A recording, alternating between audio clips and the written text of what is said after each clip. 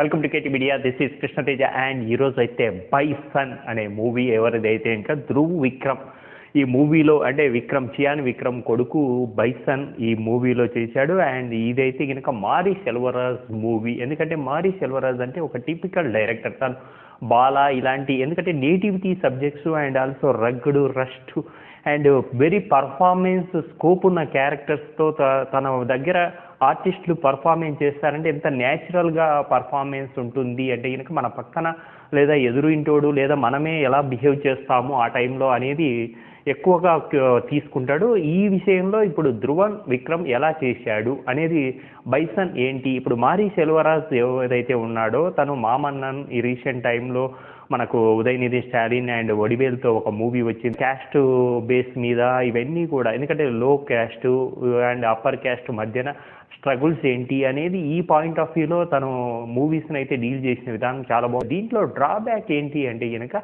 తెలుగుకు వచ్చేటప్పటికి తెలుగు డబ్బింగ్లో మాత్రం చాలా మిస్టేక్, చాలా నిజంగా వాళ్ళు ఎందుకు వీళ్ళు దీని మీద కాన్సన్ట్రేట్ చేయలేదు. ఎందుకంటే తమిళ్ వర్డ్స్ ఉంటాయి. ఎందుకంటే ఈ మధ్య కాలంలో మనం చూస్తూ ఉంటాం ఎలాగో తెలుగు డబ్బింగ్ చేస్తారని తెలుసు, తెలుగు ఆడియన్స్ ధ్రువుకు ఉన్నారని తెలుసు, అయినా కానీ ఎందుకు మేకర్స్ ఆ తెలుగు పాయింట్ ఆఫ్ వ్యూలో తెలుగు టైటిల్స్ మధ్యన అలాగే ఆ న్యూస్ పేపర్లలో తమిళ్లో పడినప్పుడు వాళ్ళు తెలుగులో కూడా డిస్క్రిప్షన్స్ ఇవ్వకుండా అలా వదిలేయడానికి రీజన్ ఏంటి అనేది మరీ అంత ఇరెగ్యులర్గా ఈ తెలుగు డబ్బింగ్ వాళ్ళు ఏం చేస్తున్నారు అనేది. ఎందుకంటే మనకి ఇప్పుడు తెలుసు మల్టీ లాంగ్వేజెస్లో చూసినట్లయితే మనం ప్రతి సినిమా ఇప్పుడు అక్కడి నుంచి వచ్చే ప్రతి సినిమా కానీ ఇందులో ధ్రువు మనకు స్టేజ్ మీద తను తెలుగులో రాసుకొని తన ఫీలింగ్స్ను అలాగే విక్రమ్ గురించి తన ఫీలింగ్స్ను అవి తెలుగు ఆడియన్స్ గురించి ఎంత బాగా చెప్పాడు.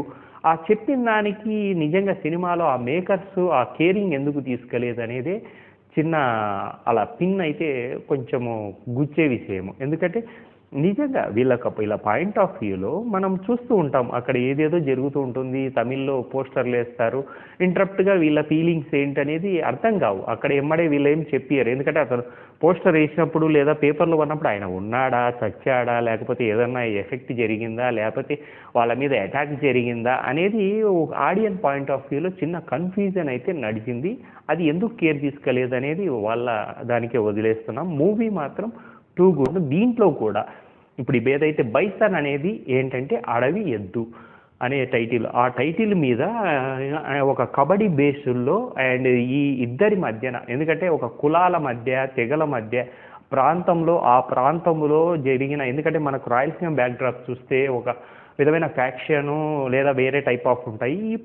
ఇప్పుడు తమిళనాడులో ఈ వర్గపోర్లు ఎక్కువ. ఎందుకంటే లో క్యాస్ట్లో ఈ సినిమా అంతా కూడా 1993-94 మధ్యన జరుగుతూ ఉంటుంది. ఆ టైంలో ఆ కబడ్డీ ఎవరైతే ఉన్నారు ధ్రువన్ తన ఫ్యామిలీ అందులో విలేజ్ అంతా కూడా ఒక కబడ్డీ ప్లేయర్స్గా ఉంటారు.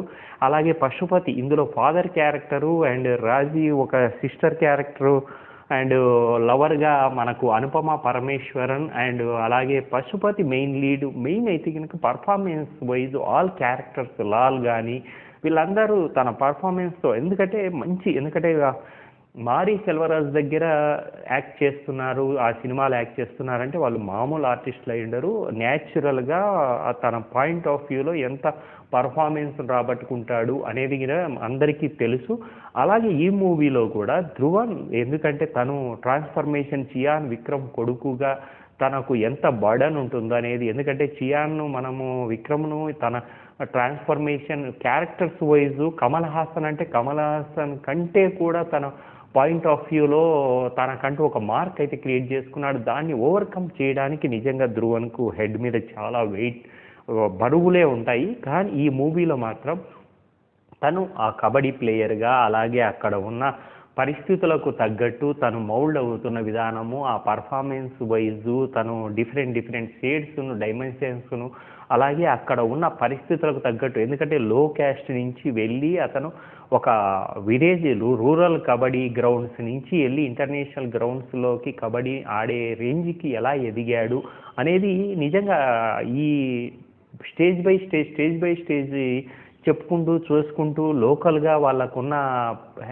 హార్డిల్స్ను దాటుకుంటూ వెళ్ళి నేషనల్స్లో ఎలా ఆడాడు అనేది ఈ సినిమా అంతా కూడా కెమెరా వర్క్ కావచ్చు అలాగే మ్యూజిక్ వైజ్ కావచ్చు all aspects too good. And నిజంగా బ్యాక్గ్రౌండ్ స్కోరు అండ్ కెమెరా ఎందుకంటే ఎక్కువగా మనకు ఈ గేమ్స్ ఎందుకంటే చెక్ ది ఇండియా కావచ్చు, రకరకాల సినిమాలు మనం చూసాము. అంతకుముందు లగాను. ఎందుకంటే ఇవన్నీ కూడా ఓ గేమ్ మీద ఏమాత్రం పట్టు లేకున్నా, లేకపోతే ఆ గేమ్‌ను కరెక్ట్‌గా ప్రెజెంట్ చేయకపోతే ఆడియన్ అంత తొందరగా సాటిస్ఫై అవ్వడు. అందులోనూ ఇన్వాల్వ్ అవ్వలేడు. ఇందులో ఏందంటే ఒక క్యాస్ట్ బేస్డ్‌లో లేదా అక్కడున్న కక్షల నుంచి ఇతను బయటికొచ్చి ఒక ఎదిగే క్రమంను చూపించిన విధానం అయితే చాలా బాగుంది. తను కిట్టయ్యగా విక్రమ్ అసలు మామూలు పర్ఫార్మెన్స్ కాదు.